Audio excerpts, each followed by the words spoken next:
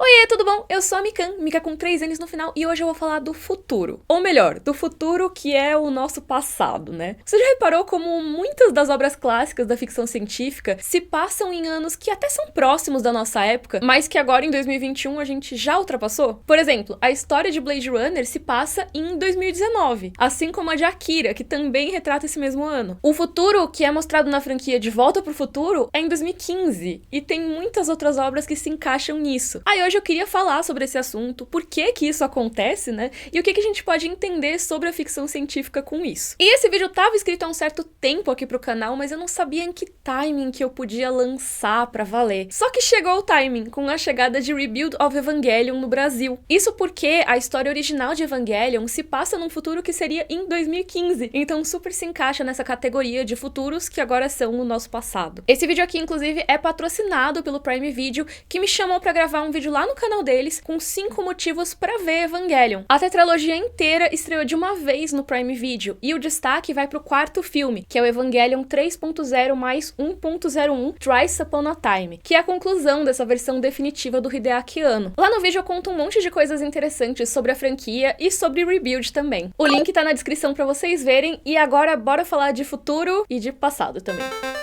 Pois é, então, o que rola pra gente ter tantas obras de ficção científica ou ficção especulativa que foram recentemente ultrapassadas pelo tempo real? Eu já vou dar um spoiler aqui desse vídeo, tá? Mas isso é muito mais comum do que os exemplos que eu citei no começo. E meio que a gente não tem como evitar que o futuro alcance essas histórias. O máximo que dá pra fazer é dar uma atualizada. Até porque o papel da ficção científica não é prever nada necessariamente, apesar de muita gente pensar isso. Mas eu já vou falar mais disso. Primeiro, alguns exemplos de como são alguns desses futuros que a gente já ultrapassou. Quem não se lembra, por exemplo, de 21 de outubro de 2015? Não tô falando o que você fez nessa data. Eu tô falando que essa é a data do futuro de Volta pro Futuro 2. Pois é, já faz meia década que a gente ultrapassou o futuro vivido pelo Marty McFly. E é interessante porque é um futuro que é um pouco parecido com o nosso, né? Mas com algumas mudanças, tipo carros voadores e os tais dos hoverboards. Mas também tem algumas tecnologias parecidas até, tipo a biometria ser bastante usada, ou a gente ter TVs com tela plana. E ó, esse filme foi lançado em 89, sendo que a história dele se passa em 85. E eles querem, nessa franquia, né, mostrar o contraste entre as épocas do presente, né, de 85, com o passado, de 1955, e o futuro, de 2015. E eu acho que é bem legal a gente ter isso em mente. O ponto de referência é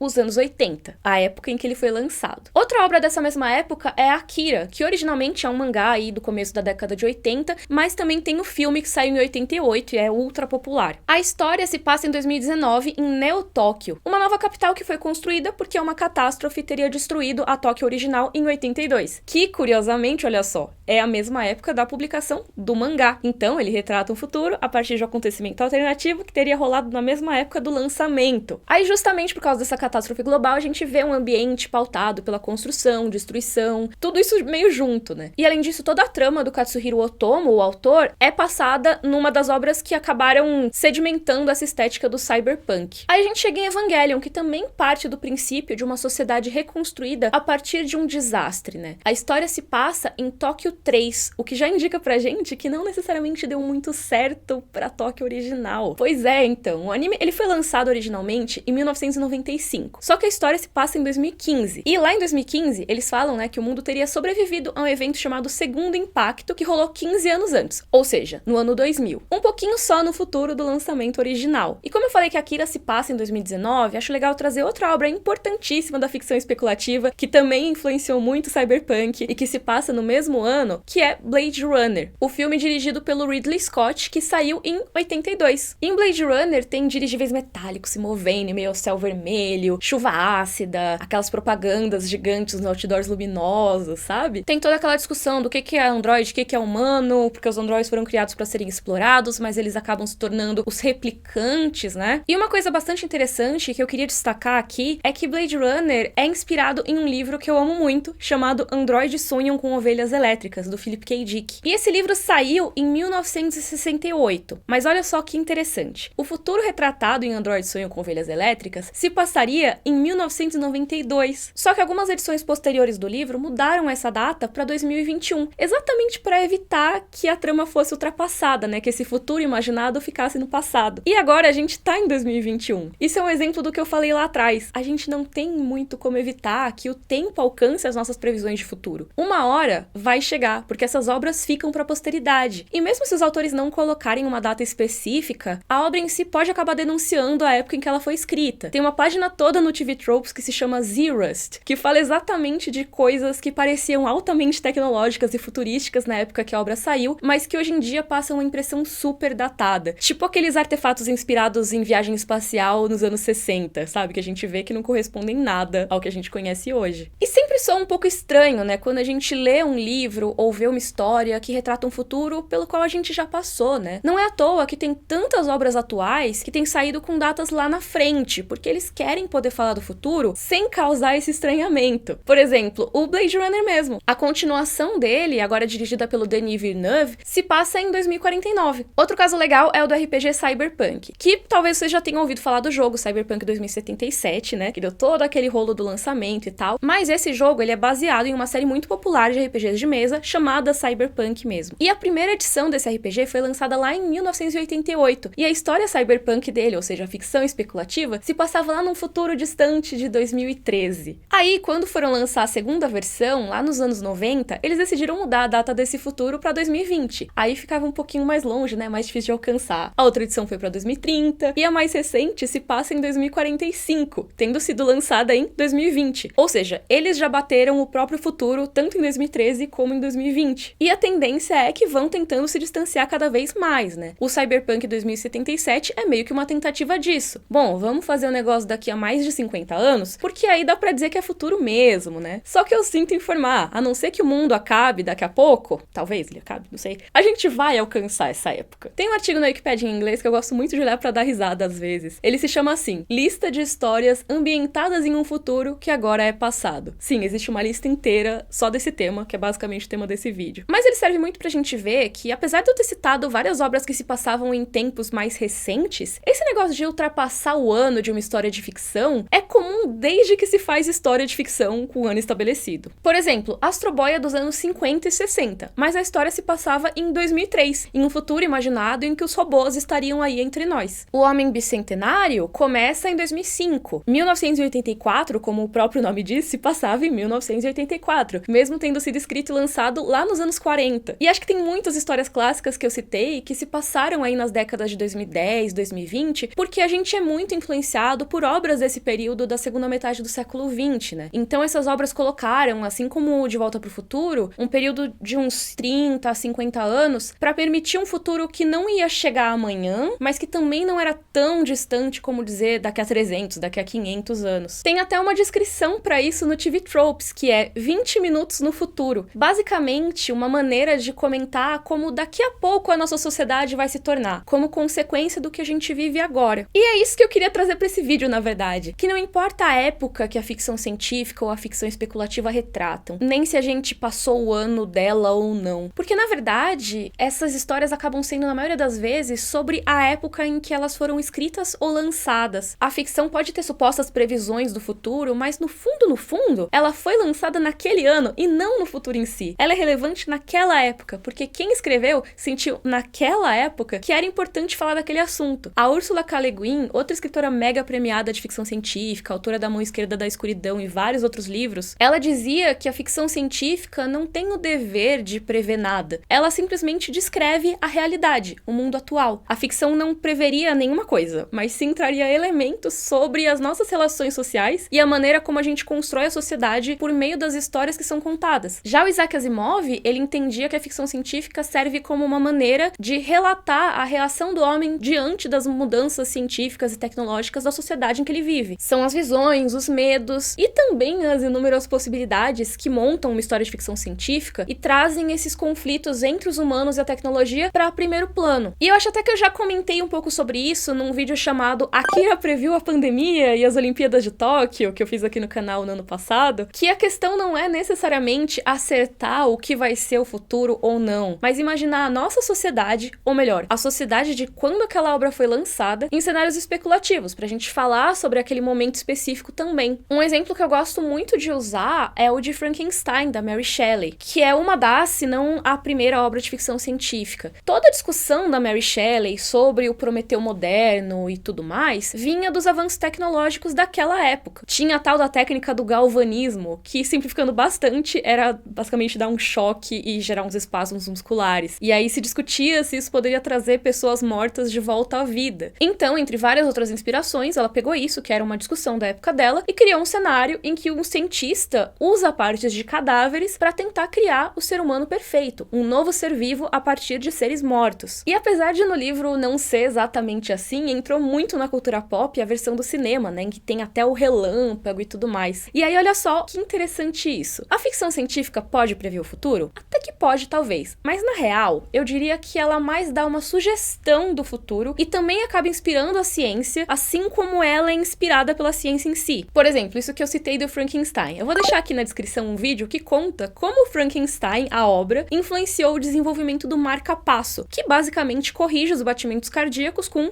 estímulos elétricos. Então, o galvanismo influenciou a ficção científica, que por sua vez influenciou uma técnica real de choquinhos no corpo. E tem vários outros casos. Por mais que possa ter tido a galera que realmente previu como ia ser, não dá pra dizer que essas obras também não foram extremamente influentes na cultura pop, a ponto de influenciar também os interesses das pessoas em explorar essas possibilidades. Eu acho que um exemplo bem óbvio disso foi o tanto de notícia em 2015 dos protótipos de hoverboard ou do tênis que se amarra sozinho do De Volta pro Futuro para comemorar os 30 anos e a chegada à época do futuro mostrada no filme. Mas é como falam lá na página do TV Tropes, né? As histórias usam o futuro para falar do que tá rolando de tendência no presente. Nos anos 80 e 90, por exemplo, entre muitas outras coisas, você tem o tema da ascensão das megacorporações. E aí olha só, o futuro mostrado por Blade Runner, Akira, Ghost in the Shell, Exterminador do Futuro, por exemplo. Ou o tanto de histórias lançadas na época da Guerra Fria que falam de um futuro com aniquilação nuclear ou com uma ameaça de guerra com superpotências. E agora, muitas das nossas histórias ambientadas num futuro não tão distante assim, trazem discussões de raça, de gênero, de relações sociais e econômicas, do poder de uma sociedade interconectada, que são coisas que podem ser sentidas nos dias de hoje, e a ficção só extrapola esses temas. E eu, inclusive, queria que vocês dissessem aí nos comentários quais ficções ambientadas num futuro próximo vocês recomendariam pra gente. Até pra trazer aqui pro canal, quem sabe mais pra frente, né? E se você tá vendo esse vídeo aqui no futuro, conta pra gente o que já mudou, porque eu tenho certeza que tudo que a gente faz ou diz em algum momento, eventualmente fica datado. Então comenta aqui embaixo se você tá vendo, sei lá, esse vídeo em 2030, vai que... Será que ainda vai ter YouTube em 2030? Não se esquece de ver minha participação lá no canal do Prime Video, que tem o link aqui na descrição. E se você gostou, por favor, curte o vídeo, assina o canal. Um beijo e até a próxima. Tchau, tchau!